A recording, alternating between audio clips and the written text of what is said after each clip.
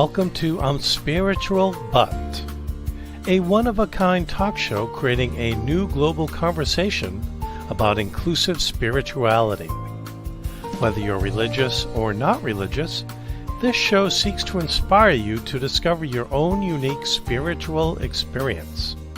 And now, here is your host, award-winning author and actress, Anne Scottlin.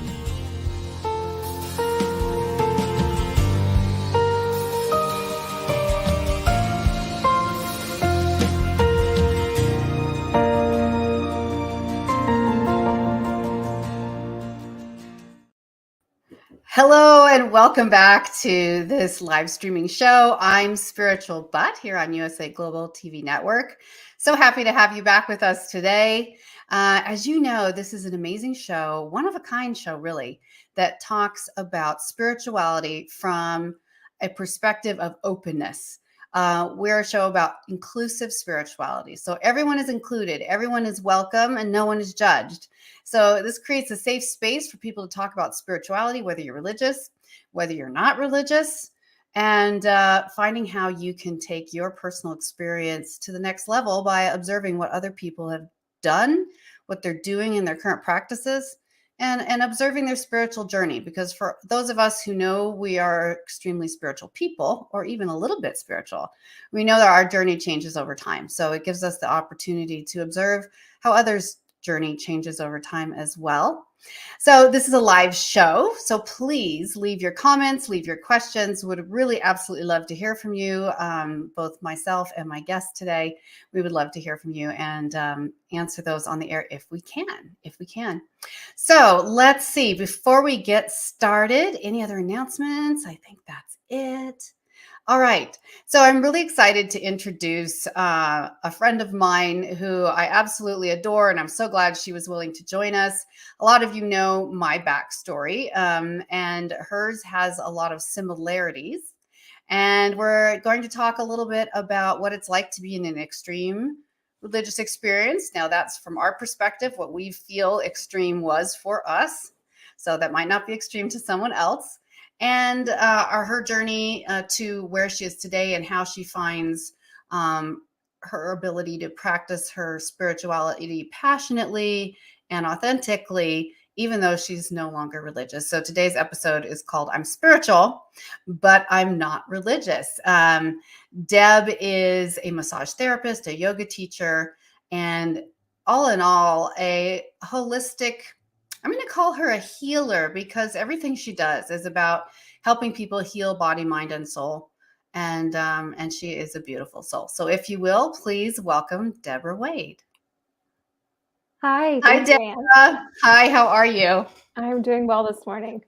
Good. I'm so happy to see you here with us, and excited to talk to you about your spiritual experience. So I have this quote. Everyone knows we usually bookend the show with a quote, and the one you gave us today, I absolutely love. And it says, "Before enlightenment, chop wood, carry water. After enlightenment, chop wood, carry water." That's a Zen proverb. And I think that I'm going to have to print this and post it in my office, because I love this so much. Share what this means to you. So this came to me at a time when I was searching to try to find exactly the right thing, or the right formula for happiness, or whatever you want to call it. And my sister shared this quote with me, and the intention behind that was, don't squander the journey in search of some perfect goal, because whether or not you achieve that, the day-to-day tasks are going to continue. And so if you can find meaning, find something sacred in just the everyday, then that becomes important. That's your journey.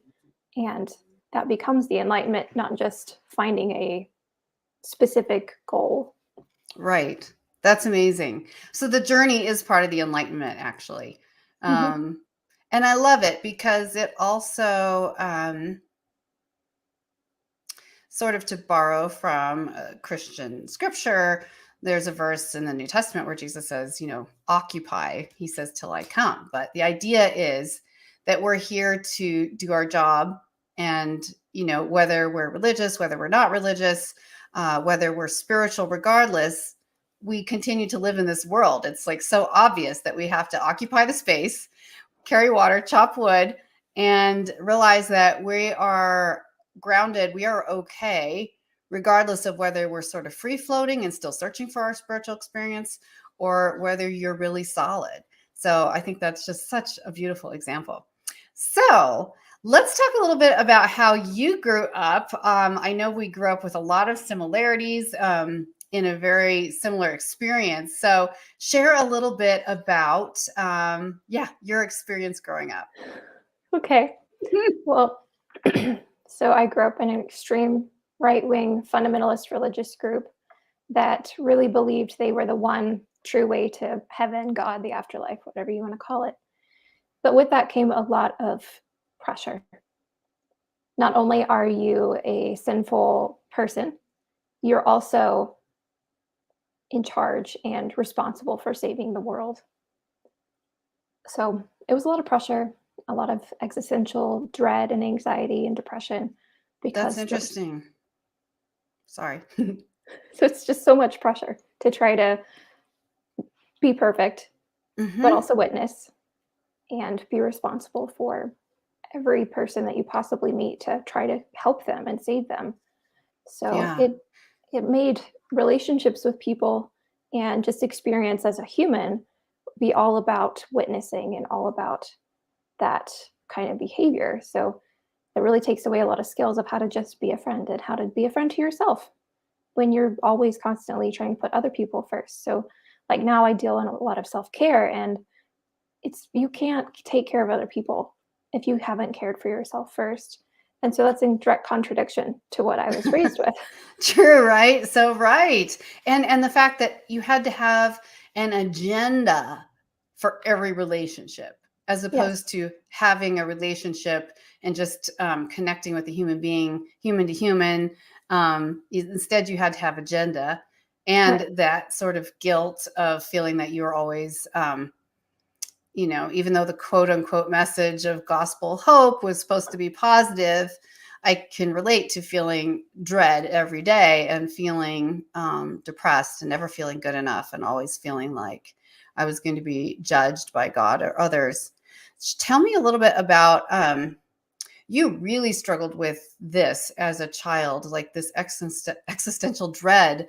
Even as a young child, share a little bit more about that, because, I think some people wouldn't, know what that looks like. Okay. So one of my very early memories in church, there was a beautiful young woman. She was probably a teenager, and I was 4 or 5, I don't know. And she was wearing a bright pink shirt. And I had never seen anyone in our group wear a bright color like that before. And I was so impressed. And my mom had tried to get me to wear bright pink for during hunting season, because we had lived on a farm in the South and people were hunting deer. And they didn't hunt on our property, but you never knew where the deer was going to go. And so just for the safety part of it, just to wear a hot pink color. And I was resistant to it, but I would go along with it. And when I saw her doing it, I thought, wow, this is okay. I could do this. So I'm following her around, 5 steps behind, like she's the queen. And I hear person after person, all these adults saying, oh, she's being promiscuous. Why would she wear that bright color? She's being a Jezebel. All these really negative things when I thought it was just a color. And so it added another layer of, oh no, how am I ever going to achieve the perfection that I'm supposed to and the ideal of a sinless life when I'm wanting to just wear a bright color, and I apparently am not even supposed to do that. Wow. Yeah. And what was it like to just wake up? Well, first of all, let's a little bit more about you. So you are the youngest of how many kids? So I'm the second youngest of 10. Are you the second youngest of 10? Okay. The youngest girl. Youngest girl. Okay. So that must have been really interesting to have all those older brothers and sisters. Did they all take the religion as seriously as you did, or was there differences? There were some differences, but when I was young, I believed they all did because I didn't know any Yes. different. Right. And I was taught that the verse in the Bible that says respect your elders meant do literally everything that anyone who's even a minute older than you says to do. So not only am Wow. I trying to follow my parents' instruction, but also my 8 older siblings and any other Wow. adult who happens to be around. So I felt so much anxiety around trying so hard to do the And right thing. danger. And danger. Yeah, because Because when you're told that you have to conform to absolutely anyone else's wishes, no matter what, you are in a really vulnerable position. right, and it's not like I believed that if I didn't obey, oh, well, I might get disciplined. It was that, those stories in the Bible of being swallowed by the earth or struck by lightning or turned into a pillar of salt. I thought that was going to happen to me. Yes. I think that's kind of one of the things that my parents were converts to our right-wing religion around the time I was born. Mhm. So, um, but I think that is something that they never fully, to this day, even though they're still practicing devoutly, understood, that they grew up in, let's call it an average American middle class environment, if you will, uh, with all that formative, radio, TV, all the things you and I didn't have, books, a lot of other people involved, in our life, social activities. So I don't think they realized how terrifying the religion was when you had no other global construct. When you didn't say, oh, as a 5-year-old, this is a religion that is part of a greater world, that is like, it is a perspective, even if your parents think it's right, but you think it's literally all there is. So when we had, those Revelation lectures and all the scary beasts up on the screen and posters and dragons with claws and the woman, the harlot with a cup of wine, and like, because of course there was no drinking either. Those pictures were so dramatic, and on materials that were always laying around and book covers. And I would have nightmares about those things. Did you ever have nightmares or kind of dread around Yes, the I scary was stuff? always terrified going to sleep that something was going to happen or that I really truly believed in demon possession or that the devil could possess people in real time. And so at night, I felt especially vulnerable. And going to sleep was super scary. Looking out the window was super scary because I had all these images of devils and demons and all the beasts from Revelation. And I believed that that's what I could be seeing out my window. Absolutely. Yeah, I think that's kind of one of those things, that parents sometimes don't understand the impact. In my case, in your case, your parents were multi-generation within that practice, but mine weren't. So it's sort of like mine went in full, hardcore, if you will, into it, but not really realizing that they had already been formed as humans. They had already had their mental and emotional like base built, and they were like 30 at this time when they joined. So it's really different when you're very young, and it continues to astonish me, truly. I mean, you're younger than I am. I mean, and I meet people all the time, even teenagers in this work that I'm doing, that are coming from backgrounds like this, and I'm like, really? Still? I just feel like it was back then, and there is like, well, but people know differently now, and surely that can't be. But no, it's actually prevalent, especially in the United States, and so hard to articulate. So part of what I like to share on the show is just creating awareness around that, because I think there's 2 really specific challenges that can be addressed. One is just sharing a message with everyone that they are loved and belong to us as a human race, and we care. and 2, if they come from such an extreme experience, that there is other ways to practice their spirituality without feeling guilt and dread. Some people take their own life because they're so depressed around their belief system, and I'm sure you've seen that. So it's tragic, and I think that teaching, the greater community to understand that this is real, and then also helping people in that situation. If they're happy, fine. I'm more power to them. I'm not against religion, but if they do want to find a new way or a way to balance and have less fear, then I think, even the Bible says, not to have a spirit of fear, but of a sound mind. And I think sometimes that everyone forgets that verse. But, oh my goodness. So what were some of the other kind of challenges or your spiritual experience back then? Did you feel like you were a very spiritual person? Oh, I did. Yes. The demon possession thing, that was a big one. Not knowing what stranger I happened to see at the big box store might be possessed that day. Wow. But also food. Food was a really big one. When I was really young, we were vegan and then slowly became vegetarian. And that was very difficult for me to go from only margarine and soya cheese to having vanilla dairy ice cream and real cheese and real butter, and trying to understand and put that into context and how that was going to be okay. How was that not going to damn my soul forever? Because our family was now eating butter. It's so funny. Like, this is why I love you so much when we talk, because like there's only so many people in the world who can understand this conversation. I remember when I was 12, my parents were also vegan. For those of you who know, this was kind of part of our religious, cult-like experience. Was very controlled around diet. It was very controlled about absolutely everything. How much water you drank, you name it, it was there. How many hours of sleep you got. It was just everything was like a rule. Yes, like how many times you chewed your food. Yes, literally, how many times you chewed your food and, lay down your silverware and fold your hands between bites, at least at my house. I mean, oh my gosh, no snacking between meals, 2 meals a day, not 3.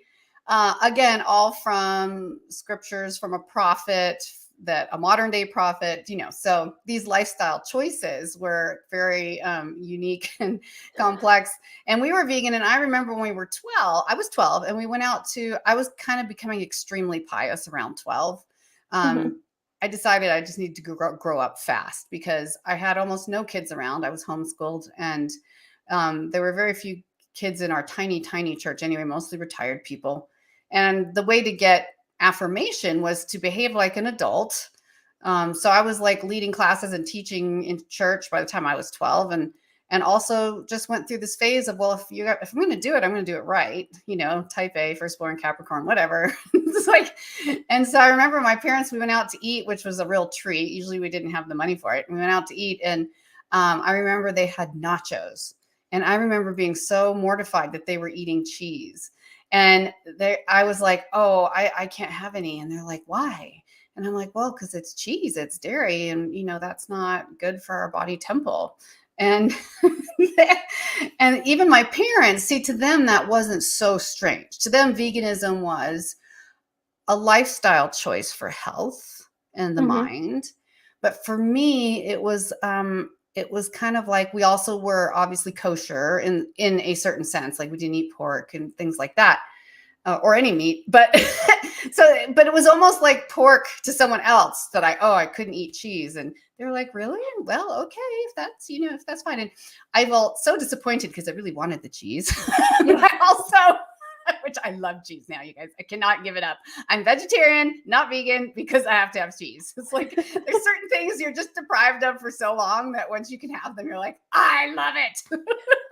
Anyway, but I felt very pious for my choice, that even in front of my parents and siblings, that I stood up for what was right. I used to have conversations with my brothers, and I'd be like, so if you had, if someone, because this is a little triggering. So it's an example of violence, but it's not real violence. We believed a very violent future was coming.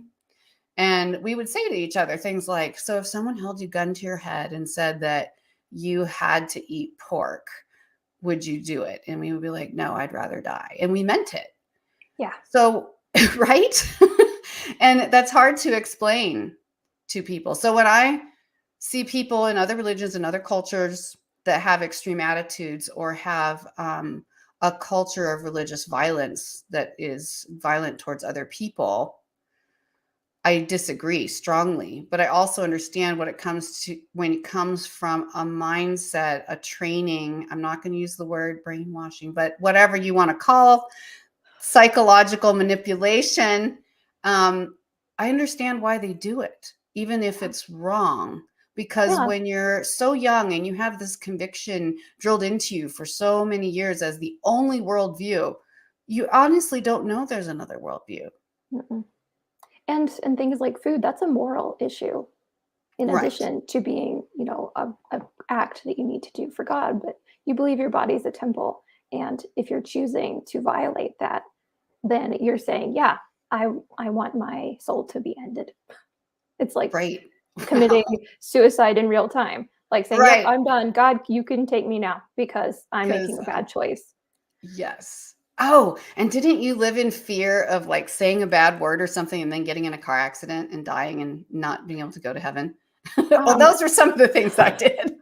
so for me it was that I thought if I didn't confess my sins to God in prayer in real time for every single one, and I missed one, that would be it. So I So did never I. knew if I asked, and it could have just been a bad thought, thinking, I wish I had that person's skirt because it was pretty. And to me, that was, coveting what my neighbor had. And therefore, that was an evil thing to think. And I needed to confess for that. And yeah, and it was just such a concern that, you know, maybe my life would be over before I would even have a chance to confess to things I may or may not even realize were about a problem. Yes, absolutely. And again, I mean, we're sharing this just to create awareness of how a lot of people in this country actually live. Clearly a minority, but there's we're talking tens of thousands of people and more that live this way in the United States, and raise their children this way. And it's not all bad. I learned a lot of good things from my parents. I learned how to be a hard worker. So did you, working on the ranch, working on the farm, learned how to grow my own food, was very creative and imaginative because I had no entertainment of any kind. There's a lot of, I fell in love with nature. There's a lot of big wins that made me who I am today. And I'm grateful for that. But I also see, I think some parents, especially people that are converted in as adults, I think even those people who choose to continue to practice this, it's worthwhile to see what the child's experience was like. Because if they're raising their own children, they might want to explain more things or create an environment. Basically, you take everything you hear as gospel truth. A lot of it is just people's opinions, and the burden becomes so heavy. So as far as having like a happy, bubbly childhood, I have no idea what that means. Did you? No, no. I didn't understand how other children smiled so much Yeah. and how they could just play the way that they could just play and be relaxed and have a good time and yell and scream. How the fate of the world and humanity as we know it literally rested on our shoulders. And you're like 8. Yeah. It seems strange thinking back about it now, but at the time it was just so serious. I didn't make friends very well in school because I was in the middle of judging them for all their horrible sins, like eating white bread, because I thought that was bad. And it was so funny. Now it's so funny. At the time, it was really mean and judgmental. And I really wish I could have known better. The part about Jesus says about loving your neighbor is so much more important than judging. In fact, it's not for us to judge at all. Oh, yeah. But, yeah. And life will teach you those things. It's very humbling, because of the way I was raised. I always, even as a young adult, I was very extraordinarily judgmental. I mean, I did things right. Again, the whole type A firstborn, like, if you're going to do it right. I'm all or nothing. That's just how I am. And so, I was always, whenever I'd hear of someone getting divorced, I was just like kind of disgusted and like, they mustn't even try and they mustn't have God in their heart and all these things, because that was what I was exposed to. I didn't have any idea what real life was like. It was all really theory, honestly. And then living with people who had the same theory. So nobody really, there was very little sort of real world. I was very unprepared for the real world. So when I did go through my divorce as a younger-ish adult in my first marriage, I was so humiliated. I can't even tell you how humiliated. And I didn't want the divorce. It was not what I wanted. And, but it was a safe choice. And, but I was so embarrassed to be that like tarnished goods, that tarnished person, and to be around other people that believed that same way was so painful when you're already suffering so much and you think the love of your life has left you, your parents disagree with you, God has probably left you, and you're at like the bottom, feeling like, well, I did all the right stuff. So how come everyone disappeared when my life fell apart? Because, oh, it's my fault. Or, the only alternative is to get back together with a scary person. Or, it just so humbling, though, because suddenly you're like, oh, I wonder about people who do this, or people who have this preference, or people who have the, you're like, wow. So being a person is, everyone has really good reasons for the things they do. And if that doesn't line up with my theology, I might have to review my theology a little bit. Which was always really challenging. But yeah, so kind of coming to terms with that and feeling like now I have to sort of start integrating into real life. So tell us a little bit about how your experience of integrating went and is going, or however you want to describe it. Oh, yeah. So I would say that is something I am still working on. The first memories I have is when, my father had left the church shortly before, and then my mom left, and I couldn't believe it. And I had all these questions, like if pants were a no-go for women, Mm-hmm. and Yep. like, well, does this mean if I wear pants, that's okay now? Is my older sister who wears makeup now not going to hell? Because I had a lot of Southern Baptist influences as well that got mixed in with the extreme group. So as a kid, I didn't really know what was what. And that was so strange. But we kept a lot of the beliefs, even though we had left the church. And I say we, my parents had left, and I was just left going, okay, what end is up now? And so we still kept, our holy day, and we kept a lot of the same practices. And slowly, my parents began to study other groups and religions and theories and ideas, and started to expand their idea of what was acceptable and okay. But I still held a lot of those beliefs because it didn't make sense to me. This is all I'd ever known. And now we were supposed to be okay with something else. And it was so scary when my mom read Omnivore's Dilemma and decided that maybe eating meat was okay. And I came home to her making homemade from scratch Salisbury steaks, and I thought I was gonna be sick. It was so horrible. But I just couldn't believe it, because this was taught as like such a bad thing to eat any animal products. And then it was like, okay, well, maybe honey and butter are okay, and eggs, because you're not harming an animal to get those things. And then to have her eating meat on purpose, cooking it herself, like, it was really hard to wrap my head around. Yes, no, that's so strange. Yeah, I find it even to this day shocking, because I can't eat meat. I've tried. I mean, in a pinch, and not to offend someone, if I'm traveling in another country, I might eat some fish or maybe some chicken, but it's literally not my lifestyle. It's not my choice, typically, because I still just don't like it. I have the mindset, one of my brothers and a lot of other people I know who came from that kind of a background have no problem with eating meat. They were eating hamburgers by the time they were in high school. They just, whether they're sneaking out to get them or whatever, but I just it was so deeply ingrained that I can't enjoy it, which I think is sad. Some people enjoy it a lot, but it always kind of blows my mind when we go to, every once in a while, we'll go out to dinner, take my parents out for their anniversary or something, and we'll just take them to a nice place.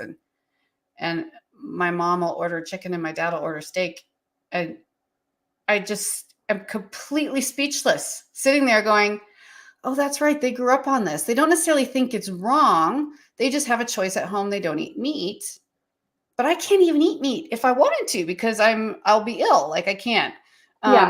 So I don't even think they see that, like the depth of the psychological programming was so complete that even as an adult, I can't overcome it, which is really fascinating to me.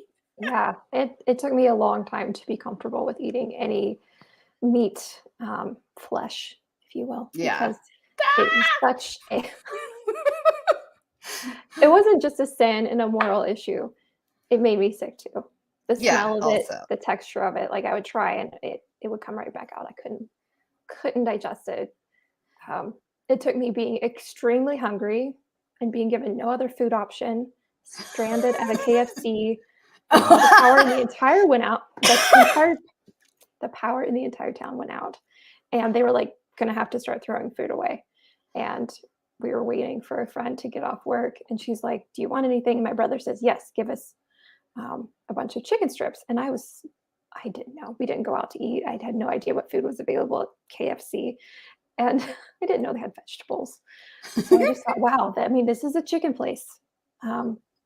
That's probably all they have. So I guess if I'm going to eat, and I was so hungry, I hadn't eaten, since breakfast probably. And it was like 10 o'clock at night. I was so hungry.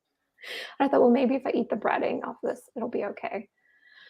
And I was probably 13 or 14 at the time. And I finally was like, okay, let me do it. And it tasted good. And I was so shocked. I was like, oh my gosh, I understand. People eat this because they enjoy it.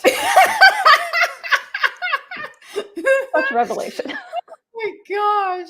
Well, I know all of these things are such extreme examples, but so real for Deborah and I in our lives. So thank you for everyone watching to listen and appreciate that this was our personal experience. That's a lot what this show is about.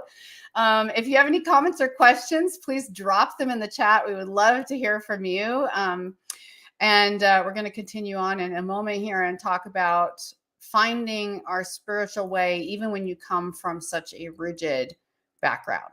Because I think it's super valuable for parents to understand that if they choose a very extreme lifestyle, how it can formatively affect the children. Even if they choose that lifestyle, people could have done a lot more explaining to me.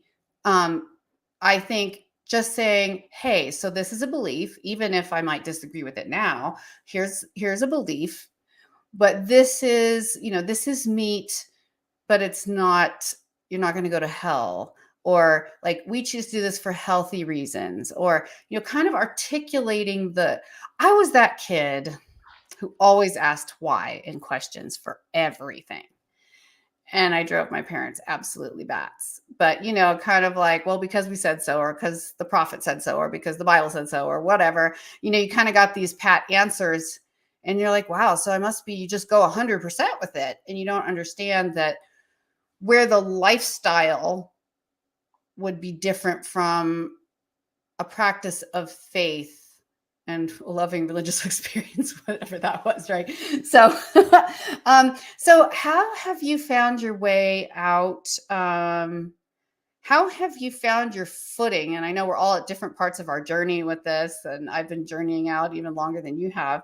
How do you find your footing now as a wife and mother in a normal community, serving people, healing, giving back, doing massage, teaching yoga?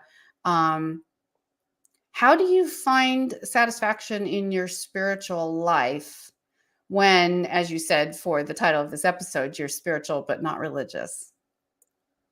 So what that means to me is that I don't look to any specific religious dogma to lead my life by. But there's a lot of different religious beliefs and practices that I really respect. And incorporating those is how I would say I practice.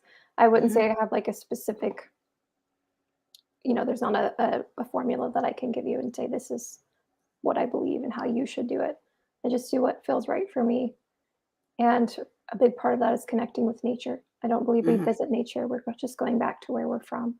Mhm. And I don't worship nature. It's just Mhm. where I feel most connected with the divine. Mhm. Mhm. And How do you Oh, sorry. Please I say, continue. and part of that is service to others.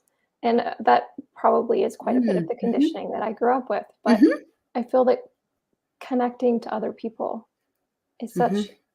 a wonderful way to connect with something bigger than ourselves, whether it's Mhm. just another human being or Yes. the community in general. And in my Yes. practice, of course, that is human to human.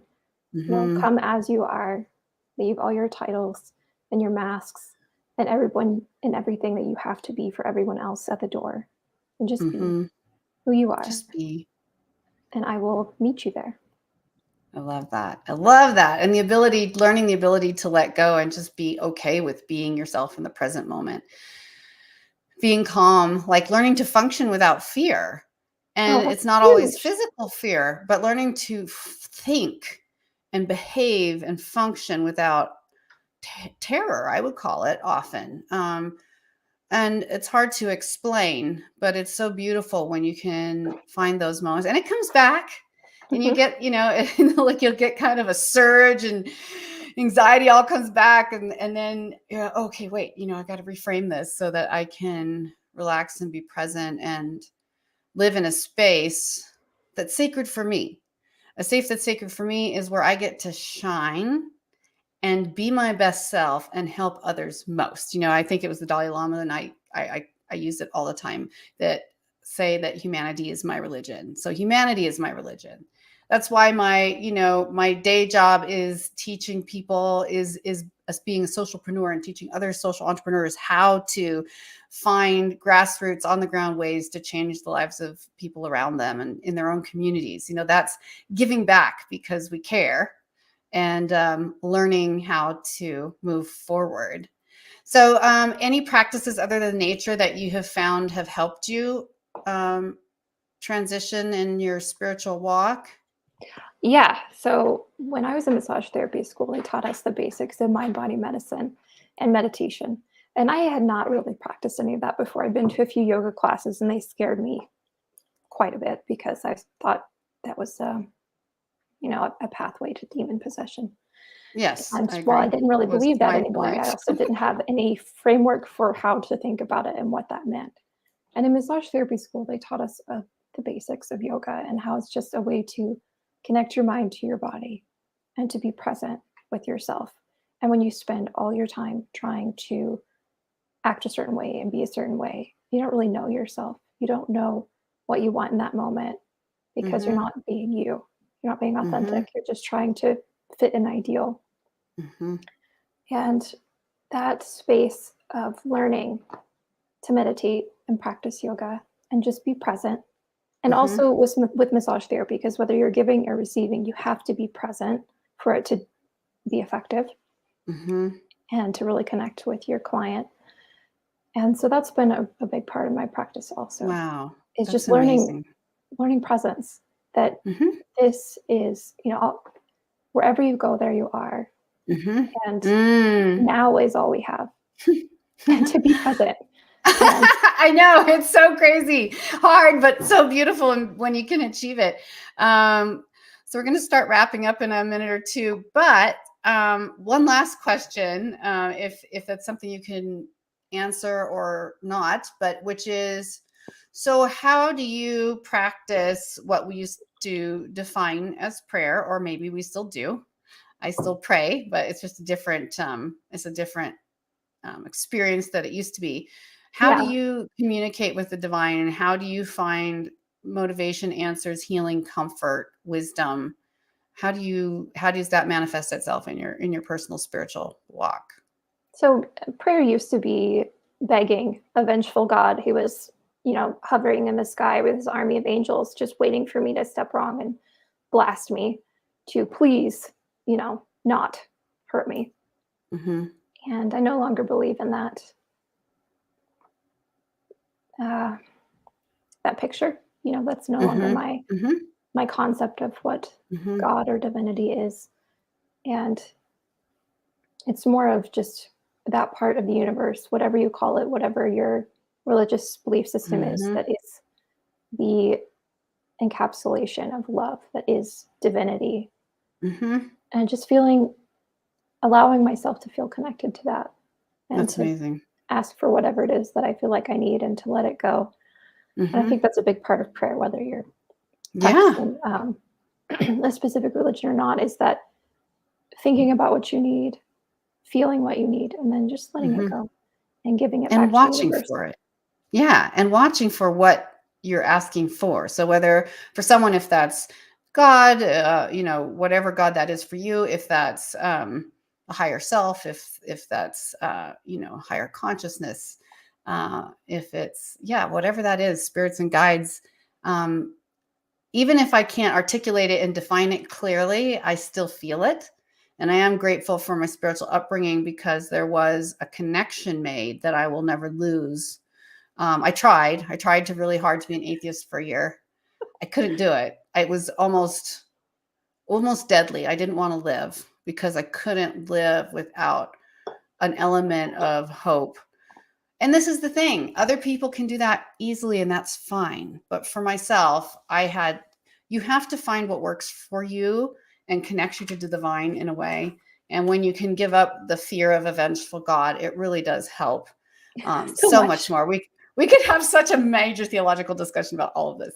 But I love, again, the quote you gave us earlier, the Zen proverb that says, before enlightenment, chop wood, carry water. After enlightenment, chop wood, carry water. Because we just carry on with life, be present, and we continue to live and function. But we can find more peaceful ways, brighter paths, more loving environments, and people to support us in that, and people that we can support, which I just think is beautiful. Before we go, I have asked Deb to share with us another passage that is absolutely beautiful. It's called Desiderata by Max Ehrman. You may or may not have heard of it, but it's, I know, one of her favorite passages, and has also become one of mine since she introduced me to it. So, Deb, would you mind sharing that?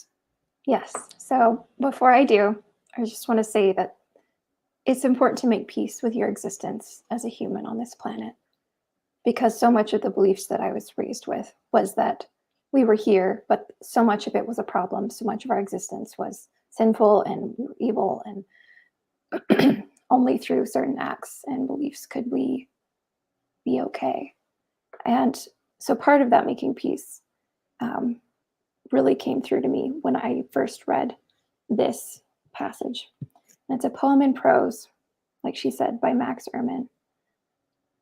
Go placidly amid the noise and the haste, and remember what peace there may be in silence. As far as possible, without surrender, be on good terms with all persons. Speak your truth quietly and clearly, and listen to others, even to the dull and the ignorant. They too have their story. Avoid loud and aggressive persons, they are vexations to the spirit. If you compare yourself with others, you may become vain or bitter. For always there will be greater and lesser persons than yourself. Enjoy your achievements as well as your plans. Keep interested in your own career, however humble. It is a real possession in the changing fortunes of time. Exercise caution in your business affairs, for the world is full of trickery. But let this not blind you to what virtue there is. Many persons strive for high ideals, and everywhere life is full of heroism. Be yourself. Especially do not feign affection, neither be cynical about love, for in the face of all aridity and disenchantment, it is as perennial as the grass. Take kindly the counsel of the years, gracefully surrendering the things of youth. Nurture strength of spirit to shield you in sudden misfortune. But do not distress yourself with dark imaginings. Many fears are born of fatigue and loneliness. Beyond a wholesome discipline, be gentle with yourself. You are a child of the universe, no less than the trees and the stars. You have a right to be here. And whether or not it is clear to you, no doubt the universe is unfolding as it should. Therefore, be at peace with God, whatever you conceive him to be. And whatever your labors and aspirations in the noisy confusion of life, keep peace in your soul. With all its sham, drudgery, and broken dreams, it is still a beautiful world. Be cheerful. Strive to be happy. Wow. Thank you so much. Oh, it really touched me. I got emotional every time I hear it. Again, for all of you watching, DEBORAH by Max Ehrman. And if you are listening and can't read that right now, you can email me or at imspiritualbutt@gmail.com.